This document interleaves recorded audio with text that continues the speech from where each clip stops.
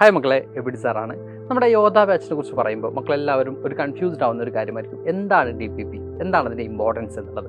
കാരണം നിങ്ങൾ എല്ലാ വീഡിയോസിലും കണ്ടിട്ടുണ്ടാവും നമ്മുടെ സൈലത്തിൻ്റെ ഏറ്റവും ഇമ്പോർട്ടൻ്റ് ആയിട്ടുള്ള ഒരു ഫീച്ചറാണ് DPPs എന്നുള്ളത്.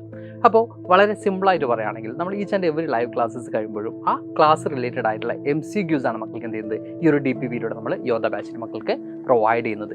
ഈ MCQ എന്താണ് ഉപകാരം, അല്ലെങ്കിൽ ഞങ്ങൾക്ക് ഓരോ ക്ലാസ്സസ് കഴിയുമ്പോഴും ഇത് കിട്ടിയിട്ട് എന്താണ് ബെനിഫിറ്റ് എന്നൊക്കെ മക്കൾ നോക്കുകയാണെങ്കിൽ നമ്മൾ ഏറ്റവും ഇമ്പോർട്ടൻ്റ് ആയിട്ട് ഒരു ടോപ്പിക് പഠിക്കുമ്പോൾ മക്കൾ ഏറ്റവും കൂടുതൽ ഫോക്കസ് ചെയ്യുന്ന ഒരു കാര്യം ആ ടോപ്പിക്കിൽ എങ്ങനെ ആൻസേഴ്സ് ചെയ്യാം, ഏത് കൈൻഡ് ഓഫ് ക്വസ്റ്റ്യൻസ് ആണ് വരാന്നുള്ളതാണ്.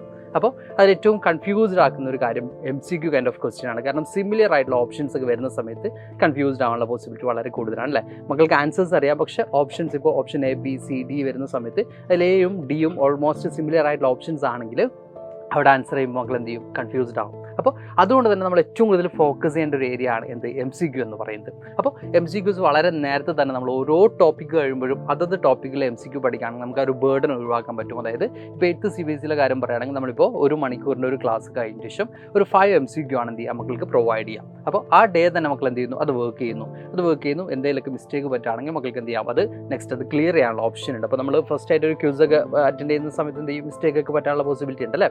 അപ്പോൾ തന്നെ എന്ത് ചെയ്യാം, ക്ലിയർ ചെയ്യാനുള്ള ഓപ്ഷൻ ഉണ്ട്. അപ്പോൾ ഒരു ഡേ 5 MCQ വെച്ച് പഠിക്കാമെന്ന് പറഞ്ഞാൽ വളരെ കൂടുതൽ അല്ലെങ്കിൽ നമ്പർ ഓഫ് MCQ മക്കൾക്ക് എന്ത് ചെയ്യാൻ പറ്റും, ഒരു ചാപ്റ്റർ കഴിയുമ്പോൾ പഠിച്ചെടുക്കാൻ പറ്റും. ഇപ്പോൾ നമ്മുടെ സോഷ്യൽ സയൻസിൻ്റെ കേസ് എടുക്കുകയാണെങ്കിൽ ഒരു ചാപ്റ്റർ 4 പാർട്ടായിട്ടാണ് ഡിവൈഡ് എന്ന് വിചാരിക്കാം. അപ്പോൾ 20 MCQ ആണ് മക്കൾ എന്ത് ചെയ്യുക, ആ ഒരു ചാപ്റ്റർ കംപ്ലീറ്റ് ചെയ്യുമ്പോൾ പഠിച്ചെടുക്കുന്നത്. ഓക്കെ, അങ്ങനെ എല്ലാ ചാപ്റ്റേഴ്സിലും 20-25 MCQs പഠിച്ചെടുക്കുമ്പോൾ ഈസി ആയിട്ട് എന്ത് ചെയ്യാൻ പറ്റും, എന്ത് കൈൻഡ് ഓഫ് അല്ലെങ്കിൽ നമ്മുടെ ക്വസ്റ്റ്യൻ പേപ്പർ വരുമ്പോൾ എല്ലാ MCQ മക്കൾ ഓൾറെഡി എന്ത് ചെയ്തിട്ടുണ്ടാവും, വർക്ക് ചെയ്ത MCQs ആയിരിക്കും മക്കൾക്ക് കിട്ടുക. അപ്പോൾ ഇതാണ് നമ്മുടെ DPPയുടെ ഏറ്റവും വലിയ പ്രത്യേകത എന്ന് പറയുന്നത്. അപ്പോൾ ഈ ഒരു കൺഫ്യൂഷൻ ഇപ്പോൾ എല്ലാവർക്കും ക്ലിയർ ആയി എന്ന് വിചാരിക്കുന്നുണ്ട്. പല മക്കളും കമൻറ്റ് ബോക്സിലൂടെ നമ്മുടെ യൂട്യൂബിലൊക്കെ കമൻറ്റ് ബോക്സിലൂടെ ചോദിച്ചിട്ടുണ്ട്.